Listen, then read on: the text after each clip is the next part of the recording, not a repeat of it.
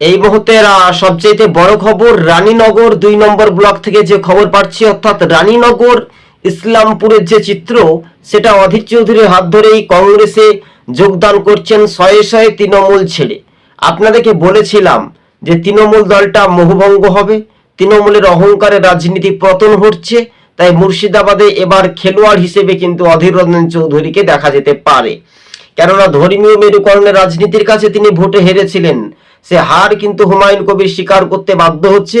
তিনি ইউসুফ পাঠানকে খুশি করার জন্য, তৃণমূল নেত্রীকে খুশি করার জন্য ভোটে মানে জিতিয়েছিলেন, এমনটাই জয়ী হয়েছিলেন বলে এমনটাই প্রতিক্রিয়া দিয়েছিলেন।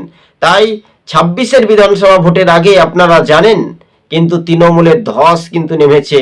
তাই শাসক বনাম বিরোধী রাজনৈতিক দলের কতটা এফেক্ট বা কতটা ফ্যাক্টর, সেটাই শুধু সময়ের অপেক্ষা। রাজ্য রাজনীতির যে ভূমিকা, সেটা কিন্তু খুবই গুরুত্বপূর্ণ। আর এই বিষয়বস্তুটা নিয়ে রাজনৈতিক একটা আলোচিত বিষয়, একটা ঘুরে দাঁড়ানোর একটা যে পালা বদলের হাওয়া, সেটাই কিন্তু একটু ঘুরে দাঁড়ানোর একটা পালা বদল কিন্তু দেখা যেতে পারে। কিন্তু এবার অধীর চৌধুরীর হাত ধরে তৃণমূল ছাড়ার হিড়িক কিন্তু কংগ্রেসেই ফিরলেন ঘরের ছেলে ঘরে। আজ সবুজবঙ্গ নিউজ চ্যানেলটি ভালো লাগলে শেয়ার করে পাশে থাকবেন। ধন্যবাদ।